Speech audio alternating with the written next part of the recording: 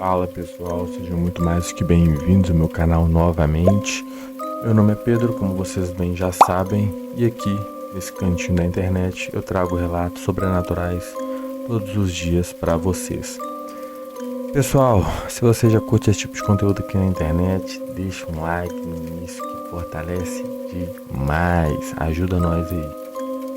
Pessoal, lembrando que eu gravo esses vídeos para vocês depois do trabalho, então assim, é um esforço que a gente faz para repassar esse conteúdo de histórias, de relatos. Então assim, o like e a inscrição de vocês vai ajudar demais para eu continuar, né, dando continuidade nesse trabalho aqui, beleza? Pessoal, se vocês puderem comentar também de onde vocês estão me assistindo, se vocês já viveram alguma experiência sobrenatural, deixa aqui nos comentários qualquer coisa para engajar o vídeo, vai ajudar demais, vou agradecer muito. Pessoal, não se esqueçam da maldição aqui do canal, se você não der like e não se inscrever, as assombrações dos relatos vão atrás de você. Então, para evitar qualquer problema espiritual, um encosto ali de madrugada, te olhando de canto de olho no guarda-roupa, puxando a sua coberta, puxando o seu pé de madrugada, uma alma penada, já deixa esse like aí no início do vídeo e se inscreve. Para comentar, para Deus abençoar. Comenta aí para Deus abençoar. Dados os recados iniciais obrigatórios, vamos para o primeiro relato. Você que me assiste do celular, gente, que eu sei que muita gente me assiste do celular, assim de dar o like, né? Só clicar aí, dar um like pelo computador, pela televisão também. Então, vamos embora. Eu nunca tive medo do cemitério. Na verdade, sempre achei que as pessoas exageravam quando diziam sentir arrepios ou presenças estranhas nesses lugares.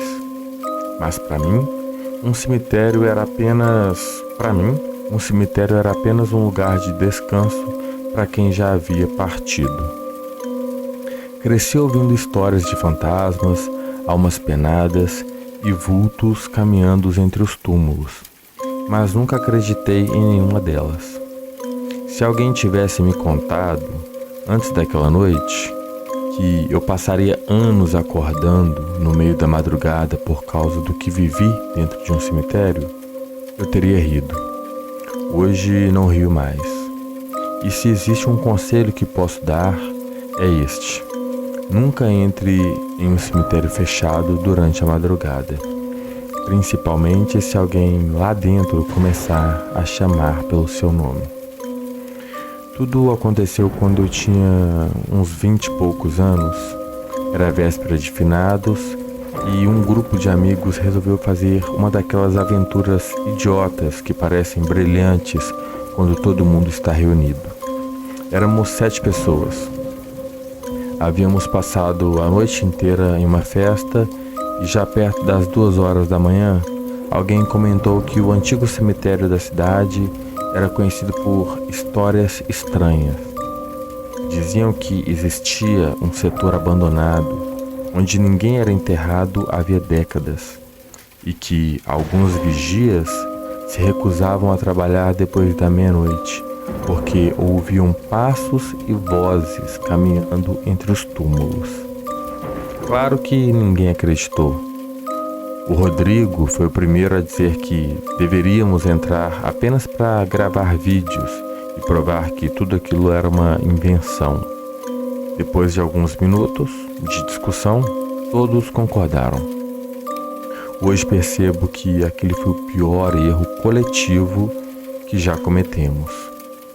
O muro dos fundos era relativamente baixo, bastava subir em uma árvore próxima e pular para o outro lado. Fizemos isso um de cada vez. Quando meus pés tocaram o chão do cemitério, senti imediatamente uma diferença na temperatura. O lado de fora fazia uma noite agradável. Lá dentro, o ar parecia muito mais frio, pesado e úmido. Achei que fosse impressão causada pelas árvores enormes espalhadas pelo terreno. Ligamos as lanternas dos celulares e começamos a caminhar entre os túmulos. O silêncio era impressionante. Não se ouvia cachorro, carro, grilo, nem vento. Apenas os nossos próprios passos sobre a brita. No começo, tudo parecia completamente normal. Tirávamos fotos, fazíamos piadas e tentávamos assustar uns aos outros. O Caio chegou a deitar sobre um túmulo fingindo estar morto. Todos nós rimos. Enquanto caminhávamos, percebemos que a parte mais antiga do cemitério ficava muito mais ao fundo, onde as sepulturas eram de pedra escura, cobertas de musgo e praticamente escondidas pela vegetação. As cruzes estavam tortas, muitas lápides quebradas e algumas inscrições já não podiam mais ser lidas. O lugar tinha um aspecto completamente diferente do restante do cemitério, como se tivesse sido esquecido havia muito tempo. Foi ali que começamos a perceber pequenos detalhes estranhos. Primeiro sentimos um cheiro muito forte de flores. Não era um cheiro de flores frescas, era aquele perfume adocicado, típico de coroas de velório. O curioso é que não havia nenhuma flor por perto. Depois percebemos que nossas lanternas começaram a oscilar ao mesmo tempo. Não apagavam totalmente, apenas diminuíam a intensidade durante alguns segundos e voltavam ao normal.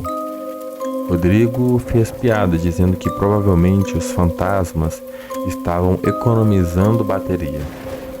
Continuamos andando até encontrar uma pequena capela abandonada no centro daquele setor antigo. A porta de madeira estava entreaberta. O telhado parecia prestes a desabar. Entramos por curiosidade.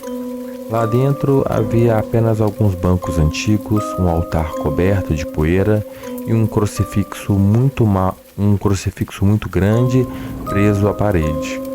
O ambiente era sufocante. Não fazia sentido, mas parecia mais frio dentro da capela do que do lado de fora. Ana comentou que queria ir embora. Pela primeira vez, alguém demonstrava medo de verdade. Foi então que ouvimos uma batida. Apenas uma. Todos ficamos em silêncio e, alguns segundos depois, outra batida. Dessa vez parecia vir da porta da capela. Rodrigo saiu rapidamente para verificar se alguém estava tentando nos assustar, mas não havia ninguém. Apenas os túmulos iluminados pelas lanternas. Voltamos para dentro e antes que ele terminasse de dizer que provavelmente era algum galho batendo, ouvimos mais batidas vindas do lado de baixo do piso da capela. Parecia que alguém estava batendo por baixo do chão. Ninguém falou absolutamente nada. Olhávamos uns para os outros esperando que alguém encontrasse uma explicação lógica. Não encontramos. Decidimos sair imediatamente dali. Assim que colocamos os pés para o lado de fora, percebemos que havia uma neblina muito fina cobrindo todo o cemitério. O estranho era que ela parecia ter surgido em poucos minutos. A visibilidade diminuiu bastante. As lanternas agora iluminavam apenas alguns metros à nossa frente. Foi quando ouvimos alguém chamar Felipe. Todos olharam para Felipe.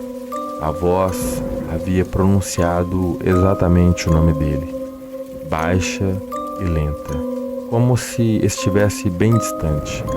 Felipe respondeu automaticamente: "Quem é?"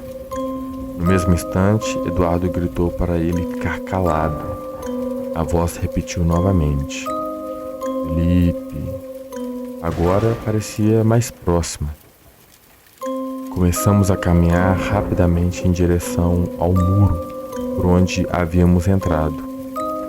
Luísa, depois outro, Rodrigo, depois o meu. Era impossível que alguém soubesse quem éramos. Ninguém tinha dito nossos nomes em voz alta desde que entramos. Mesmo assim, aquela coisa parecia conhecer cada um de nós. A caminhada começou a ficar confusa, porque a neblina aumentava cada vez mais. Jurávamos estar voltando pelo mesmo caminho, mas passamos repetidamente pelos mesmos túmulos. Um anjo de pedra sem cabeça apareceu 3 vezes diante de nós. Depois uma sepultura rachada com uma cruz caída.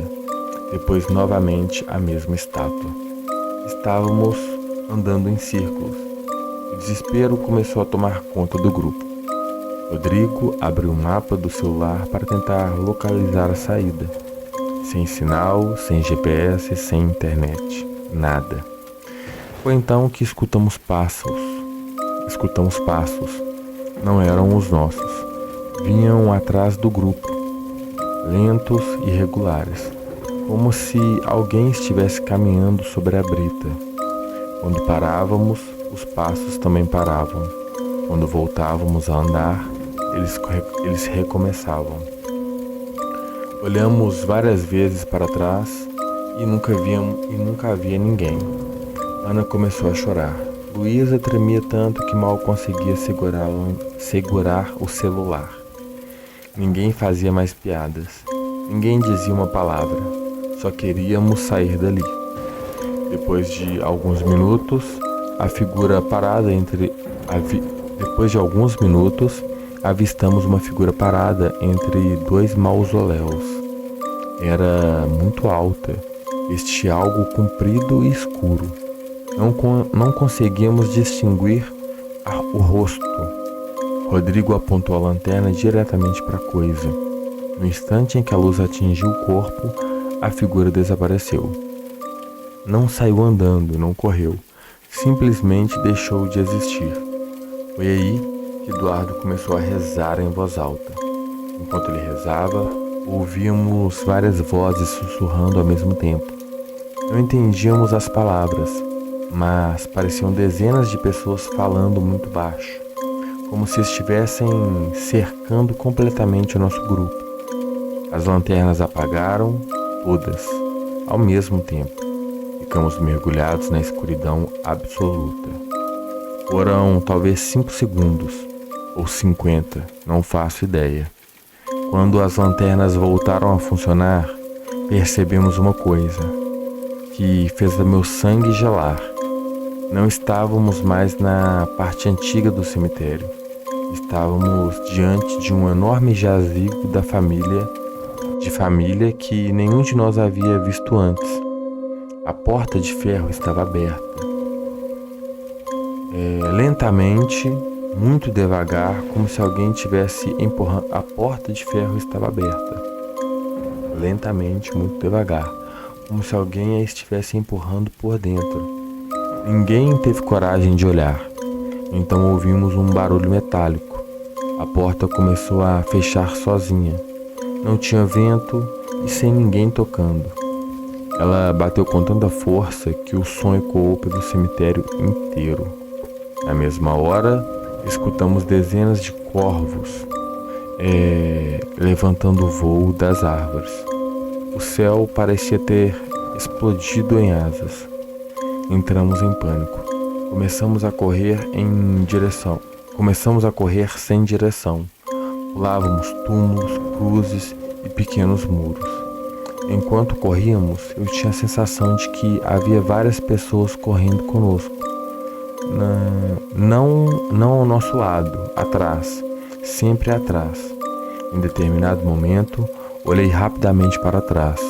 Vi várias silhuetas escuras espalhadas entre os túmulos, paradas, observando.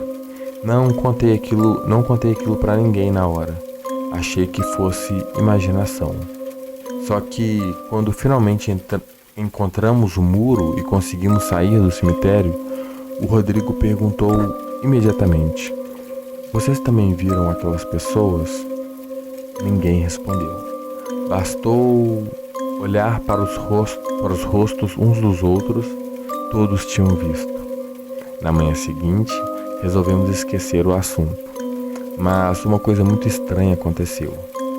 Ao conferir os vídeos gravados naquela noite, percebemos que quase todos estavam corrompidos.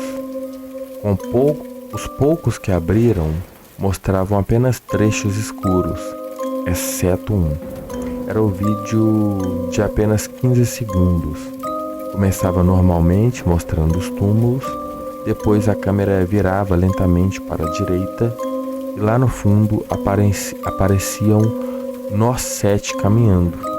O problema é que quem estava filmando era justamente eu, ou seja, no vídeo apareciam 8 pessoas. A 8ª caminhava alguns metros atrás do grupo, muito alta, muito magra, com a cabeça inclinada para o lado.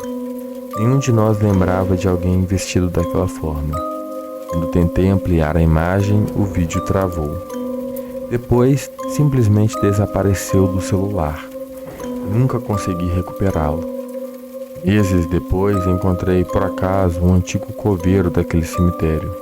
Sem contar quase nada, perguntei se ele já havia ouvido histórias estranhas sobre aquele lugar. O velho ficou em silêncio e depois perguntou: "Vocês por acaso entraram aqui depois da meia-noite?" Respondi com vergonha, mas disse que sim. Ele abaixou a cabeça e disse uma frase que nunca mais esqueci: "Depois da meia-noite, o cemitério fecha para os vivos, porque os mortos começam a visitar uns aos outros."